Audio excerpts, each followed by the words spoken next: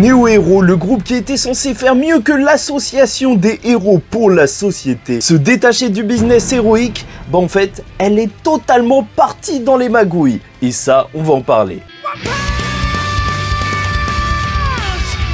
Mesdames et messieurs, ici Chad et on se retrouve aujourd'hui pour la review du chapitre 188 de One Punch Man.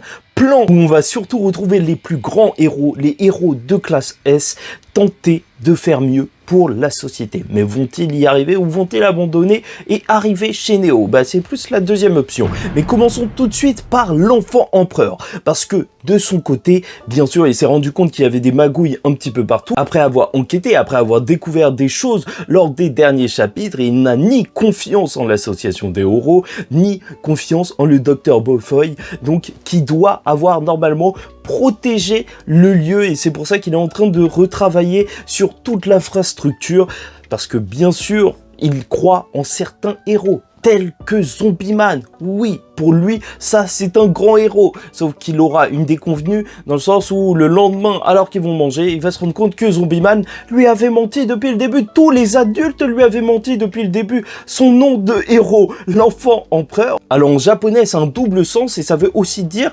l'empereur vierge, l'empereur puceau. Voilà, globalement, c'est pour ça que tout le monde a commencé à se moquer de lui et qu'il va changer de nom en allant dans l'autre association, Neo Hero, et prendre le nom de l'empereur sauvage. Ce qui est assez marrant parce que, en fait, en japonais, ça donne l'empereur pas puceau. Et je vais pas te mentir, déjà, son nouveau design est cool pour appuyer un petit peu son changement, mais en plus de ça, c'est tellement génial de voir que, justement, un génie, donc quelqu'un de super intelligent comme ça, ne se rende pas compte de quelque chose d'aussi débile. En fait, c'est ses camarades de classe de 10 ans, déjà pourquoi il va à l'école, le mec est super intelligent, qui ont commencé à se moquer de lui. Et donc tout ça parce qu'il avait un contrôle parental qui avait été posé par sa mère. Bon, ça veut dire qu'il a encore ses parents, mais en gros, c'est n'importe quoi, c'est juste délirant. Et sait-on jamais, peut-être que c'est le début de son histoire de vilain de devenir l'empereur sauvage, ou pas du tout, franchement ce serait ridicule. Et c'est peut-être du côté de Zombie Man que ça va être le plus intéressant,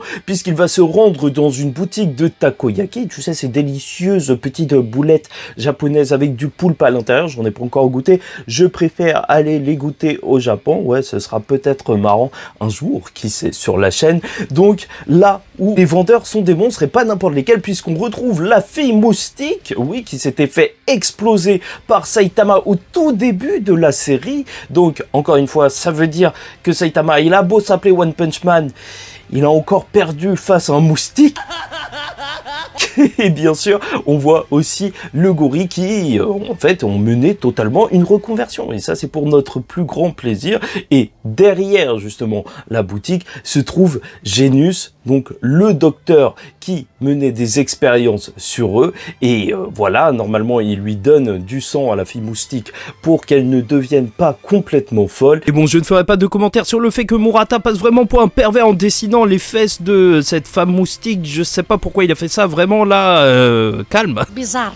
Et c'est là que Zombie Man va parler au docteur afin de parler du cas Saitama, sans réellement le nommer, vu que, voilà, il a appris quand même, pour un héros de classe S, ça doit être ultra marquant, que Garou, donc l'ennemi du précédent arc, a juste été vaincu en un seul coup de poing. D'après le témoignage donc de Genos, Saitama est juste incroyable et donc il veut le tenter, il veut qu'on tente d'enlever ses limiteurs pour être à la hauteur au niveau de sa puissance. Donc là, ça risque d'être très très intéressant parce qu'on sait toujours pas au final ce qui s'est passé avec les limiteurs de Saitama pour limiter sa puissance, ses limiteurs internes. Et sûrement qu'il est tellement bête qu'il n'a pas dû capter qu'il avait des limiteurs et juste il les a oubliés. Mais ça, on le verra bien. Et là, passons à la grosse partie du chapitre sur Neo Hero, donc la nouvelle association et surtout la déchéance de l'association des héros. Mais n'hésite pas à liker ou disliker la vidéo, commenter, donner ton avis en commentaire et t'abonner si tu n'es pas encore abonné. Parce que tout va commencer par un scandale, puisqu'on va demander au héros Snake, en fait, il y a plein d'anciens noms, d'anciens héros, d'anciens personnages qu'on revoit lors de cet arc et c'est c'est pour ça en fait que ça donne vraiment un côté continuité à cet arc, et ce qui est génial en fait, parce que après l'association des monstres, on aurait pu se dire qu'on reverrait pas les personnages, mais pas du tout. Là on revoit les mecs qui sont là depuis le début, donc on va lui donner la mission d'enquêter sur un meurtre qui s'est passé il y a quelques années, avec juste un squelette qui était dans une base, qui a été fait par un monstre présupposément. Bon, je vous avoue qu'ils ont enlevé une blague qui était dans le webcomic, parce que normalement, ce squelette, on disait que ouais, c'était un mangaka et qu'il n'était pas là depuis longtemps, et c'était une référence à One lui-même, étant donné que ça faisait 1-2 ans qu'il n'avait pas sorti de chapitre. C'était pour se vanner lui-même, mais on a la chance en manga, quand même, que One et Murata nous sortent un chapitre une semaine sur 2. Oui, ça c'est juste excellent. Donc ouais, il n'y a pas eu besoin de faire cette blague, non. Il taffe nos mangaka, et alors qu'il est en train de s'occuper de cette affaire, il va croiser l'empereur sauvage, donc le gamin qui est devenu beaucoup plus cool, qui va lui révéler la vérité. C'est qu'en réalité, il n'y a pas d'enquête du tout. En fait, ils ont fait ça et ils font semblant qu'il y a une enquête juste pour couvrir le fait qu'il y a des paris sur des monstres. Il y a des reventes de monstres, comme on a pu voir au début de l'arc, des magouilles un petit peu partout, et parfois il y a des dégâts collatéraux, et donc là ils essayent de masquer ça en une attaque de monstres simple, voilà, et quelqu'un qui est en train d'enquêter, mais en vrai ils savent tous que en fait c'est juste dû à leur petite magouille, et c'est là que ça va être intéressant, puisqu'à la fin du chapitre on va donc retrouver le conseil de l'association des héros qui est en panique, étant donné que déjà Silverfang a pris sa retraite, et purée, qu'est-ce que j'aimerais avoir son physique, même pas quand je serai vieux, hein, là maintenant. Et BG Masqué va annoncer la nouvelle, l'enfant empereur est parti, une pub à la télé qui va sûrement motiver les autres à partir petit à petit une fois qu'un classe S est parti du côté de Neo. Alors ouais, là ça commence à faire pencher la balance, surtout que même en interne ils vivent des crises, étant donné que l'enfant empereur, enfin l'empereur sauvage bien sûr de son nouveau nom, avait créé une pétition avec les héros de classe B- et compagnie, même le public, pour critiquer les agissements des héros qui étaient top tier et surtout l'organisation autour de tout ça. Oui, pour eux, il faut qu'il y ait une restructuration totale de cette organisation qui cache plein de choses et qui ne protège peut-être pas si bien les gens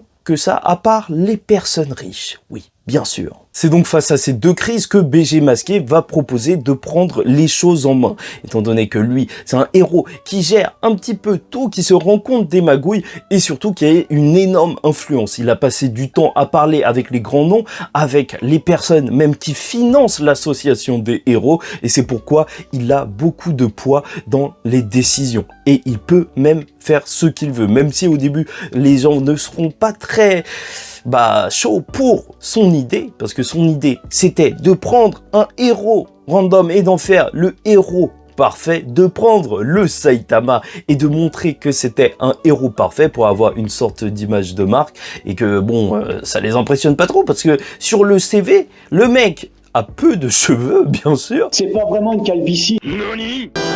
Mais surtout, le dernier monstre qu'il a affronté, c'était un monstre de niveau loup. Alors qu'on sait très bien que, en fait, ce monstre était beaucoup plus fort, puisqu'il devenait plus fort grâce au stress, et en plus ils disent que voilà, il a été affaibli par d'autres héros, donc il a l'air vraiment éclaté sur le papier, Saitama. Je dis bien sur le papier, dans son dossier c'est vrai qu'il fait pas rêver, mais c'est bien ça le plan de BG Masqué, avoir une tête de proue, montrer quelqu'un qui sera peut-être l'égérie de l'association des héros, et il n'a pas choisi n'importe qui. On sait qu'il a des doutes sur Saitama, mais j'aime beaucoup en fait ce côté un petit peu, Saitama est mis en vedette, un petit peu comme si on parlait d'une télé-réalité, et même plus que ça avec BG Masqué, bien sûr. En fait, quand on te parle de star, de faire monter une personne, il veut produire un héros, il le dit de ses propres mots, alors ça marche parce que lui, il est dans une agence de mannequinat, et même ça fait référence, donc tout ce monde super-héroïque dans l'univers de One Punch Man,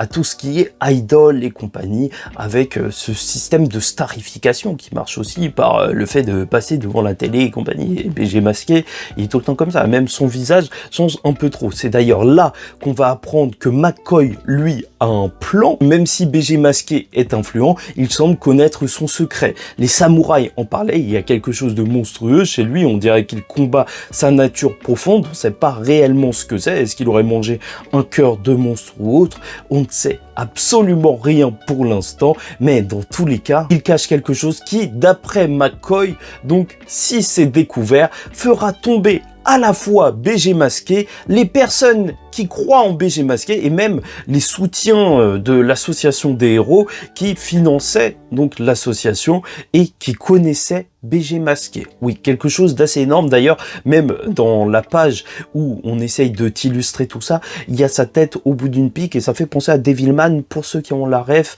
je sais que ça vous a traumatisé. Donc McCoy n'attend que ça et il sait que même les héros de Neo devront alors poursuivre notre très cher BG Masqué. Ça fait que, oui, à part avoir un cœur de monstre, ce serait assez difficile d'imaginer autre chose pour que des héros puissent le pourchasser et il s'est assuré, et tout ça en accord avec un dirigeant de Neo, justement, qu'il aurait une place avec cette autre association. Comme quoi, en fait, l'association des héros était peut-être pourrie, mais Neo l'est peut-être tout autant. Peut-être qu'en fait, c'est juste qu'à partir du moment où l'humain est en groupe, tout le monde est mauvais. Peut-être que c'est ça la leçon de One Punch Man et peut-être que je suis pas si éloigné de la réalité que ça. Au final, les actes qu'on voit comme héroïques dans One Punch Man, que ce soit de la part de Saitama, de Genos ou même de King, bah c'est surtout des actes très individuels dictés par rien d'autre que leur propre morale. Et c'est vrai que c'est assez intéressant à ce niveau-là. Mais bref, en plus, Neo semble dire, enfin ce dirigeant,